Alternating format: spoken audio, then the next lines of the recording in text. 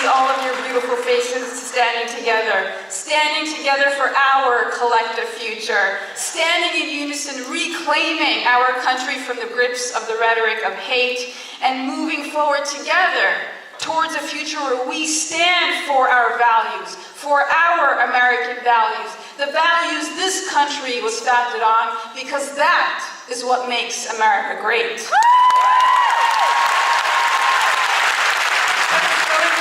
Hard work. It's been a tough year.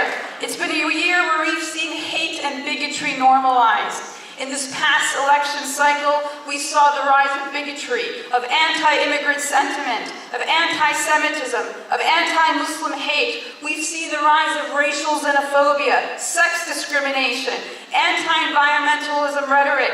We have seen a rise in the acceptable and normalized misogyny. For Muslims, it's been especially difficult.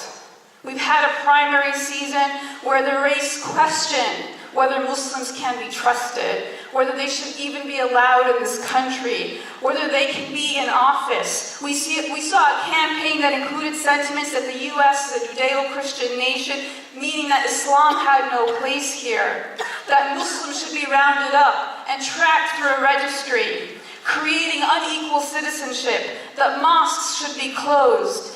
Essentially, people, when they were running for office in this past year, believed that America should exclude Muslims from the definition of what it means to be America. And we have seen the end result. According to the FBI, anti-Muslim hate crimes are up 67%. 71% of those are against individuals. Individuals that look like me. Assault, attempted murder, stabbings.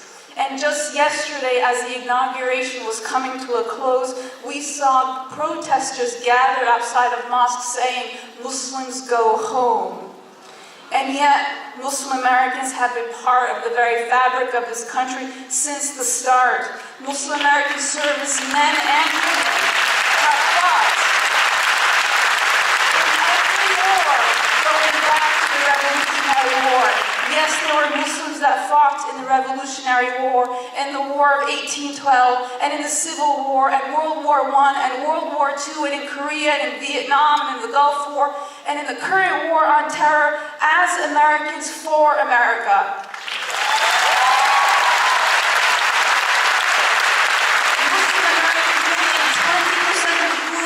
Muslim American slaves, 20% of whom were women, were brought from Africa. And today, Muslim American women are the most highly educated minority group in this country. This is our country. This is my country. This is our heritage as Americans.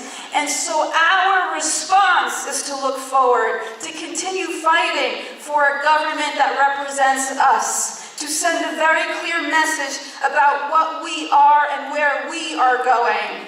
We are together. We are ensuring that America stays together. We reject the fear, the hate, the open racism that has become normalized. This is not the first time we have felt darkness or uncertainty, or that real trials will befall us that will question our commitment to American values of pluralism, equality, and freedom, values that make America great.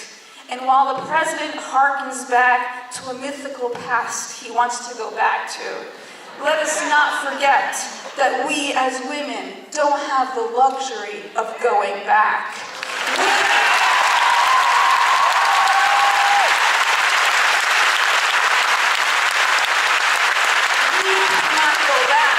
People of color cannot go back. Natives cannot go back. Minority communities cannot go back. This country cannot go back. We will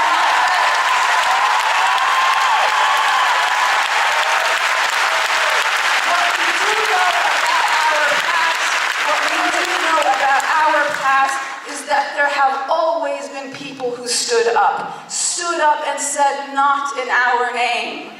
This is our America.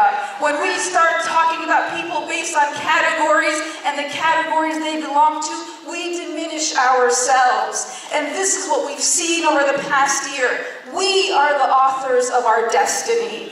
We will not go back, and no matter how dark it gets, we will be the light for each other.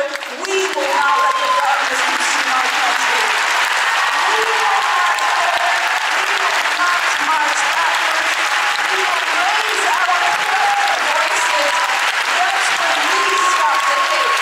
We are coming together for the values of equality and dignity for all. We are here.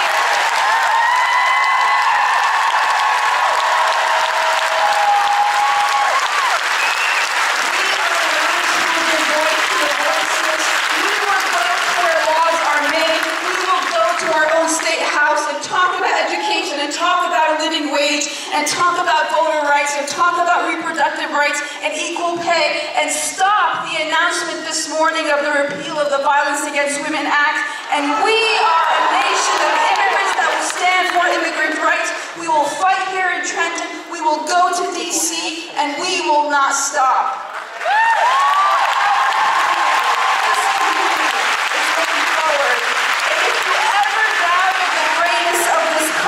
Of this land of America, then look around you. This is we the people, you and I, this is what makes America great. It is we.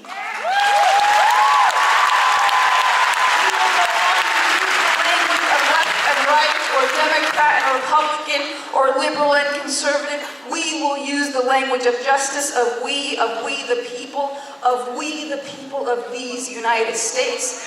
And while we have yet to see a woman in the White House, and while we have an incoming administration that has appointed less women and less people of color than any administration over the past 30 years, while women's rights are under attack, and while there are those that want to return to a time where women were silent and women were window dressing, women, my sisters, I leave you with the words of Coretta Scott King. Women, she says, if the soul of the nation is to be saved, I believe you must become its soul. You must become its soul. Us. Women must unite. This is our moment. And so we are here, we will be heard, and we will not be silenced. And to the President, who questioned whether women who look like me, Muslim women, whether we can be heard, here's my answer. Can you hear me now?